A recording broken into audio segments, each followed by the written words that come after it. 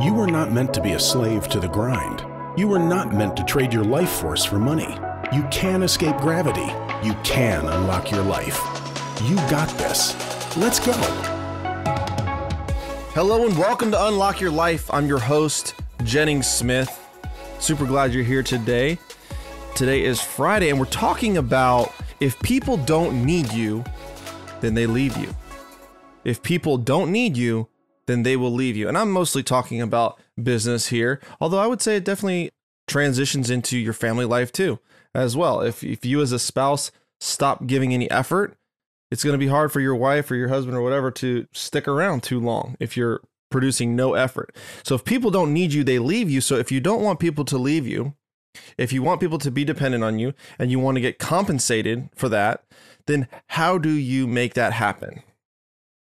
I'm in real estate, and in multifamily real estate, there are a couple of facets that everybody needs, right? You have the loan sponsor, the person that's helping you get the loan. You have capital raisers, people that can raise money, bring the down payment to the deal. They can attract investors. They've got an investor base, or they personally have money themselves. You have deal source, right? People that are connected with wholesalers, people that are connected with brokers that can find these off-market deals and bring them to you. That's a very valuable component. You also have property managers. You also have contractors who are doing renovations, fixing the properties up. And you also have like boots on the ground, somebody that's maybe local to the job and is coming by every week and giving report on the job, and can be a vital part of the deal if you don't live local to that deal. I buy a lot of deals out of market and I need a boots on the ground person. So I want you to think though about your job, your skill set, what you have, where you are today. And if you're not happy with the compensation that you're receiving, right? If you're looking at your bank account and you're not making the money that you want to make, whatever level that's at, and you're not being compensated in the way you are, that number is a direct correlation of the amount of value you're bringing to the marketplace, the amount of skills that you have. So if you have a highly developed set of special skills that are extremely difficult, you solve a difficult problem, it's impossible to replace you, or there's very few people that can replace you, and you have a large audience, you solve the problem for a large amount of people, or it's very valuable to solve that problem, then you're going to get compensated well. Versus if your job is easy, anybody can do it, it's easy to replace you, you're not solving that big of a problem, well, you're not going to get compensated that well. I'm going to break it down here. I have a cleaning crew that comes to my house every week. My wife hired this cleaning crew. It's a couple of ladies. They come in, they clean the house. They do a great job. I'm super grateful to them. And I think it costs $85 or $100. I'm not sure how much it costs, but it's not much. It's like $100 or less to clean the house. And it's a big house. They're here for a couple of hours. There's 3 of them. So yeah, you're talking $100 for 3 people for 2 or 3 hours is really not very much money. However, they're not solving a massive problem, right? We could do it ourselves if we had to in a pinch. It's not all that difficult, right? 2 arms, 2 legs, and you can push a vacuum, you can sweep, you can wipe stuff down, you can clean. Now, whether you're really, really good at it or not, I'm not saying, but it's not that hard. And then easily replaced. Pretty much anybody can do it. I mean, I'm just being brutally honest. Okay, so that job is never going to command a high level of pay. I think back to, I had a custom home construction company. We had taken a project all the way through the planning phase. We had planned out everything. I mean, we were clearing this guy's lot. We had his plans done. We had everything quoted out, everything decided. And the day before we're going to start, he fires me.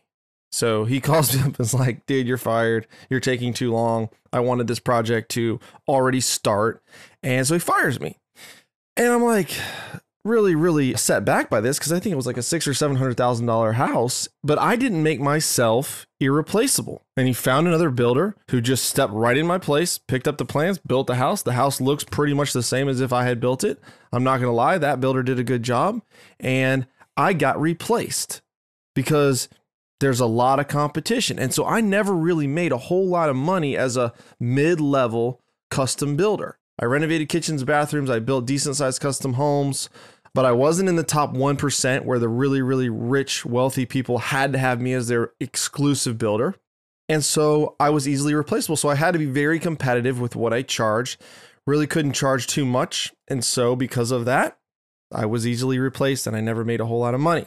You want to make more money, you've got to increase your skills. And at the end of the show, I'm going to talk about how to make that happen. I'm going to break that down in a couple easy steps, and it's not too hard to do to move towards getting paid more, being more valuable, and being irreplaceable.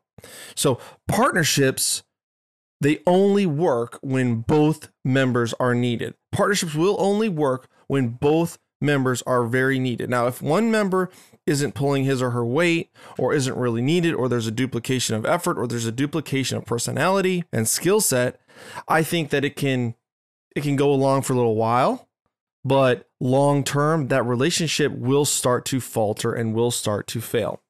So I'm in a partnership with my cousin, Yaden. Yaden and I, we owned a property management company together. Now we own a bunch of real estate together.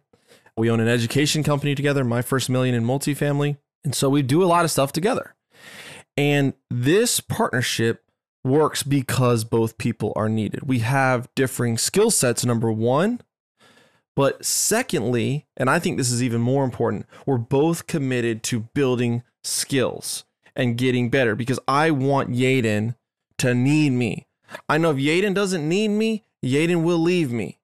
And if I don't need Yaden, then over time, am I going to continue to do things with Yaden? And I hate to be so crass about it, and I definitely would consider myself a loyal person, but I'm trying to speak the truth to you guys. I'm trying to be authentic and tell you not the niceties, but the way that I have seen the world work in the many, many partnerships I've been in and the many partnerships that I've seen fall apart or work. So I want to be irreplaceable. I want to be irreplaceable, so I have to be constantly pushing the envelope and pushing my skills, getting better, and becoming to the point where Yaden would be insane to want to break up the partnership with me. And I would be insane to want to break up the partnership with Yaden. And if we continue to do that, then I think we're going to be able to do great things. So how do we do that? Well, first of all, there's skill sets, right? Yaden is more skilled with the technical stuff, operational stuff, and he is constantly looking for new softwares, better systems to do stuff, ways to streamline our payment processing and our platforms that we're pushing out our information on, our email system. He just switched over our whole email system from Aweber to something else. I don't even remember what he switched it over to, but apparently it's way better. And I know myself, I would have stayed with Aweber for the rest of my life. I never would have even thought about using a different platform for email. But Yaden is constantly tinkering and wanting to find the best type of platform to use that. As far as for me, right, my goal and role is I am more of the front end sales person. So I'm attracting new sales. I'm attracting new leads. I'm attracting new people into our education program, for one. And I'm also like the guy that is handling the more difficult situations. So if there's a unhappy customer, if there's somebody that we have to fire, or something that we have to do, or we have to negotiate a difficult deal, we have to push back, that's my role. Yaden doesn't like to do that. He isn't good at that, doesn't want to do that. And so I step in and do that because I know that that makes me more valuable to him. And when he steps in and is like, all right, yes, I'm going to handle the K1s, I'm going to handle the taxes, I'm going to handle some of this back end stuff. It's like, oh, dude, thank God for Yaden, right? Yaden's saving my life. I'm super glad that Yaden is my partner. And so this process of making yourself invaluable is extremely powerful. Okay, so in a construction company, you have carpenters, and I would say the carpenter would be in the hierarchy of difficulty and value and pay. The carpenter is the bottom. Then you have a project manager, right? The project manager is over the subcontractors, he's over the carpenters.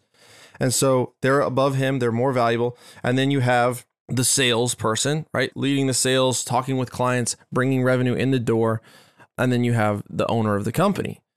And so when you think about how easy is it to replace a carpenter versus your top salesperson, it's a lot more difficult to replace that salesperson. If that salesperson's out there knocking down $600,000, $1 million custom homes, signing $300,000 kitchen renovations, just connects with the clients, has this book of business, has this pipeline of leads, and is just a selling machine, he or she is going to be a lot more difficult to replace than the guy that's picking up boards on the job site and throwing them in the dumpster, right?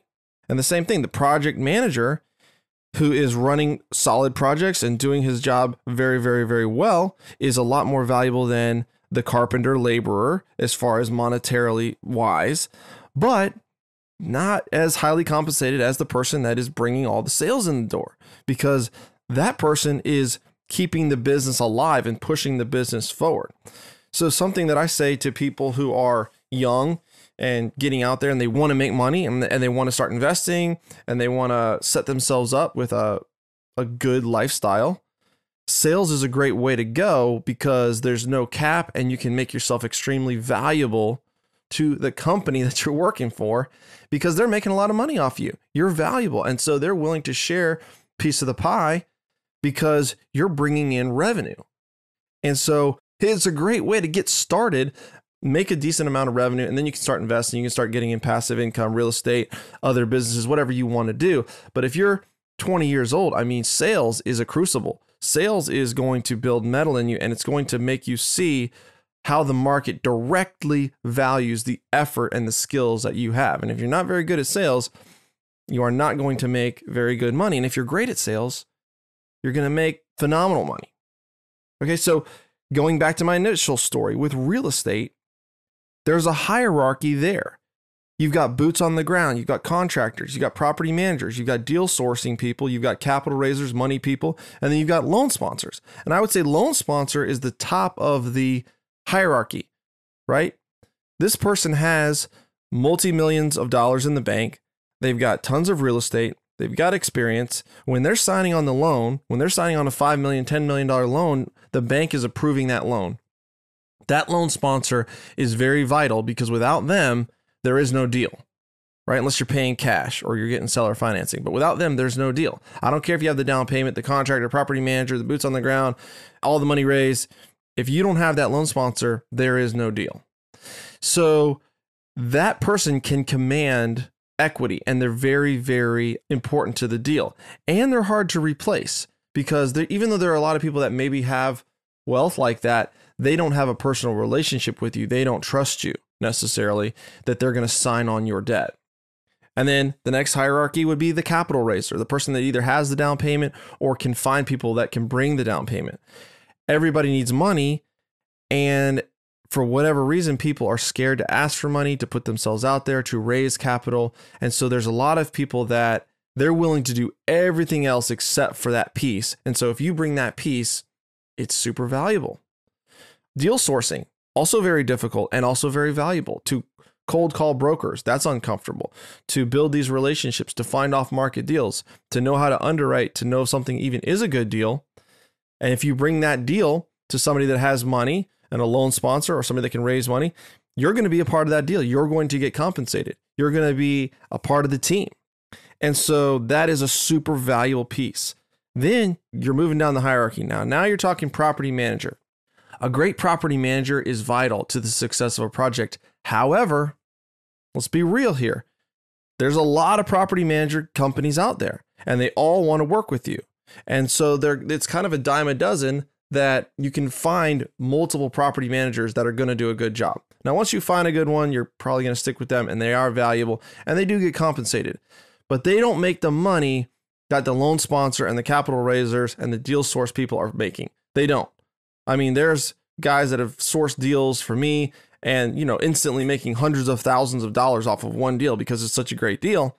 Property manager is not making that because the value just isn't there.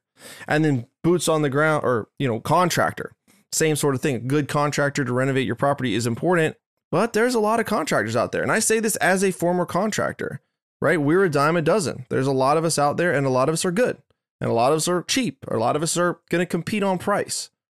Then you move even further down the hierarchy to your boots on the ground person, right? This is sort of like you got 2 arms, 2 legs. You can show up. This is kind of on par with the cleaning crew, right?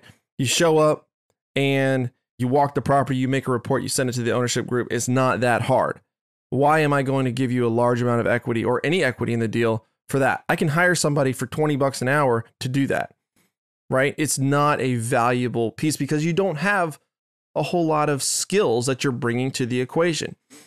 So if you are watching this or listening to this and you are not paid well and your skill set is not high, right? Like maybe you're working in a low level service industry or whatever, it may be uncomfortable to hear this, right? It may not be what you want to hear, but it's the truth.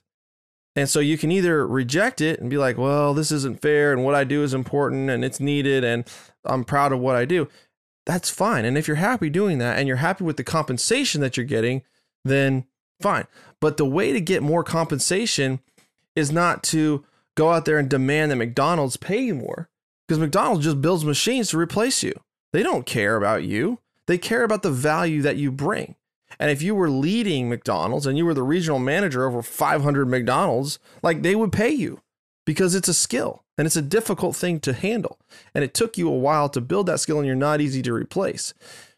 If you're the cashier at McDonald's or flipping the burgers, it's pretty easy to replace you.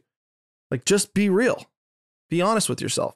If you want to get into real estate and yet you're not willing to build skills, invest in yourself, put in the time and effort to learn underwriting, capital raising, calling brokers, and building your network, if you just want to be the boots on the ground guy, or maybe you already have construction skills and you're like, I just want to manage the construction, it's going to be very difficult for you. And I'm going to prove it to you right now, because 3.5 years ago, I went to a conference. And at this time, I was a contractor, and there was another guy at this conference who, he wasn't a contractor, but his thing was he wanted to be boots on the ground. He wanted to connect with people and be the boots on the ground person. And I was thinking, oh, I can be the contractor, right? I can be a contractor. I can partner with people. I can bring value in these multifamily deals. And I quickly realized people are not willing to give up equity, too much equity or any equity to the contractor, because they can just hire a contractor, pay him his rate, and they don't have to give up any equity. So where am I bringing the value? So I shifted. I said, okay, what I've got to do is I got to source deals and I've got to raise money. That's what I'm going to focus on. Forget construction. That isn't the future. That isn't the way for me to make money. I need to move into this field, right? Because that's more difficult. And that's what I did. And as I did that, over the next 3 years, we closed 1,000 apartment units and 500 self-storage units, amassed $63 million in property, raised over $7 million in cash. And I'm a 25% owner of that. And Yaden's another 25% owner in that. So we did fabulously well because we attacked the hard things. We attacked the hard, difficult problems, and we got compensated. And the guys that stuck with the construction track and the boots on the ground track, I know a couple of them, they're not in many deals or any deals. They have not built any significant wealth. They have not made any traction because their problem was simple to solve and other people were able to solve that without them. Right? If people don't need you, they leave you. If people don't need you, they leave you. If McDonald's can leave their employees, they will. If they can figure out a way not to need them, they will. And so you have to be constantly innovating yourself, constantly stacking your skills, constantly becoming far, far more valuable than you are right now. One way to do that is not only dealing in information, but in dealing with bringing a culture, bringing a source of deals, bringing people together. So I have a product called the Deal Room. The Deal Room is my mentoring group, and a lot of mentoring groups and a lot of educational stuff and courses are just information. And I built a course. I built a $2,000 course on how to buy multifamily A to Z, and that was how I started. I started selling it because I didn't want to be a mentor, a coach. I didn't want to be that involved with people, right? I didn't want to work that hard, honestly. I was lazy. And so some people bought it and most people didn't. And the people that bought it got decent results, the ones that applied it, and the ones that didn't apply it didn't get any results. And so my overall results were mediocre at best. I'll be honest, because I wasn't willing to make my product extremely, extremely effective because I didn't want to work that hard. I didn't want to get that good. I just wanted to build the course and be done. But as I saw that in the demand, people came to me and said, I went through your course, but I want a ongoing coaching. I want ongoing mentoring. And so we formed the Deal Room. And we formed the deal room. It was a small monthly charge, but what it did was it built a community. And then we figured out ways to help people implement, help hold them accountable, put them in small groups, assign them team leaders, lay out metrics. These are the things that you need to be doing every week. If you send out this many offers per week, over time, you'll get a deal within 6 months.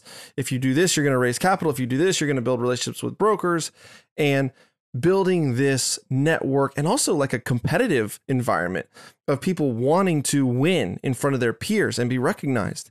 And so we move beyond just information and my skill only being the ground one. Like it was just like being the boots on the ground guy or the contractor. Like I moved beyond just the course into a full blown, this is a track that if you run on this, it will work and we'll be there alongside of you every step of the way. And is it much harder? Absolutely. I mean, we're underwriting their deals for them live. We're answering their questions. We're spending hours and hours in the deal room working with all these people. And it's a heck of a lot more than just building a course, selling it to them one time, but it's also a lot more effective and we're making a lot more money. We're being compensated a lot better there. And so I am consistently looking at the deal room and thinking, if these people don't need me, they're going to leave me. So how do I continue to push the envelope? How do I continue to bring that value to the deal room? And so, some of the things we've done is learning how to raise capital for businesses, raising capital outside of just real estate, how to start funds. I've got a fund going now that's a pretty high risk fund, but it's got fabulous returns, and we're kind of bringing that opportunity to them. We're bringing deal flow. We're partnering with them. We're sponsoring. That's bringing value. We're introducing them and getting them cut rate discounts on software for sourcing deals. We're also building them social media tools. Now we're building them social media videos for them that they can repurpose under their own branding and they don't have to make it, right? And so that's incredibly valuable, so that the price of it is just really not the price. It's worth so much more than what they're paying. That's my goal for the deal room. So here we go. All right, I'm to the end of the show, and I want to give you some concrete examples of how to apply this. So if you're in a business, this is going to be fairly easy for you to do if you have your own business. If you're not, what's a business that you want to be in or get involved with? Who are people or partnerships that you want to get involved with? And you can apply it in that way. But what I want you to do is write down, what is the outcome that your clients desire? What is your outcome that your clients desire? For me, my clients in the deal room, the outcome they desire is they want to get their first multifamily deal done. They want to close a 40-unit multifamily apartment or self-storage deal or whatever. They want to do that, and they want to do it without using any of their own money. They want to raise the capital, and they want to get the deal across the finish line and get passive income. That's what they want. That's their desire. That's their outcome.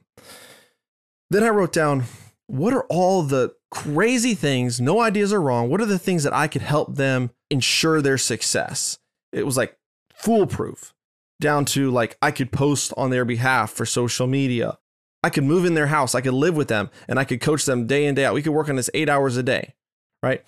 I could connect them with all of my network, my loan sponsors, my capital raisers, my investors. I could plug them into all these different people.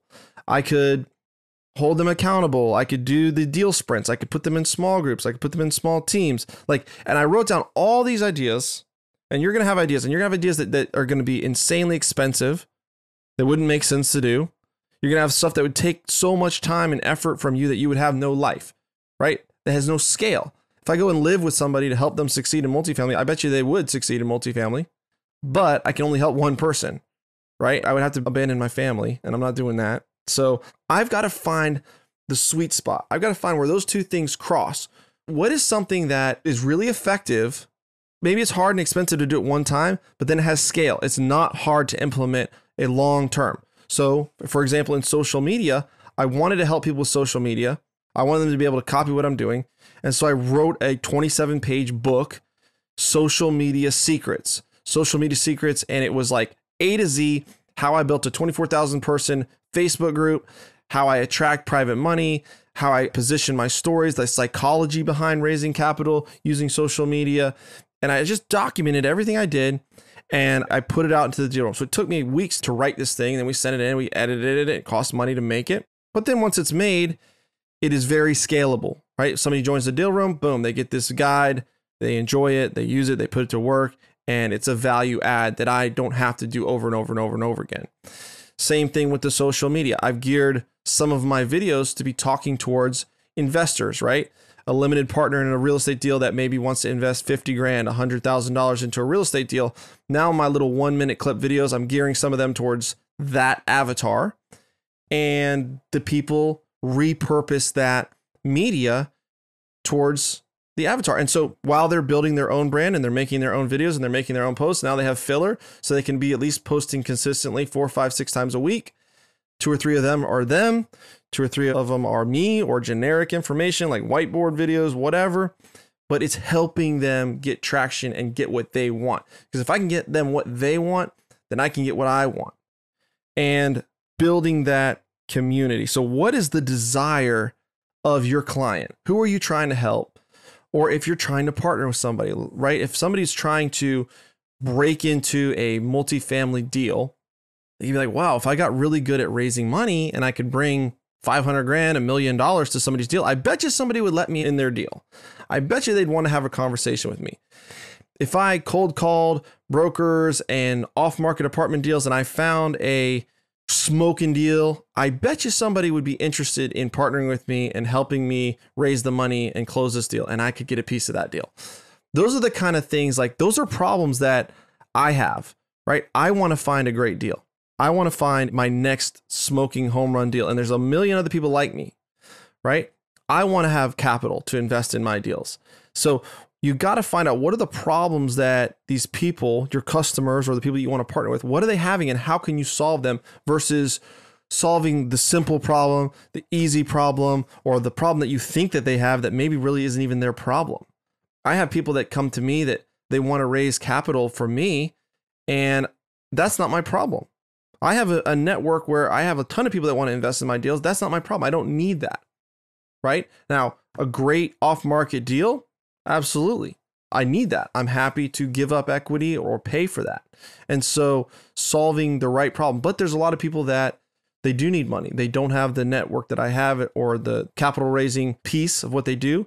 And so they've got deal flow, but they're looking for a money partner. They're looking for someone to help them raise. So finding that sweet spot and continuing to innovate. And remember, you will be compensated in the exact proportion to the value that you're bringing to the marketplace. And if people don't need you and don't need your services, or it's easy to replace you, or the problem that you're solving is not that difficult to solve, you're just not going to get compensated very well. So, guys, that's what I got for you today. If you're enjoying the show, hit me up on iTunes, leave me a review. It means a lot to me. I read every single one of them. If you want to connect with me, shoot me a message. Shoot me a message on Instagram, Facebook, TikTok, whatever platform you're listening to me on or watching me on. I try to connect and answer all those messages. I'd love to hear what you got going on. And if I can help you in any way, I will. So make it a great week. Don't forget to unlock your life. Peace.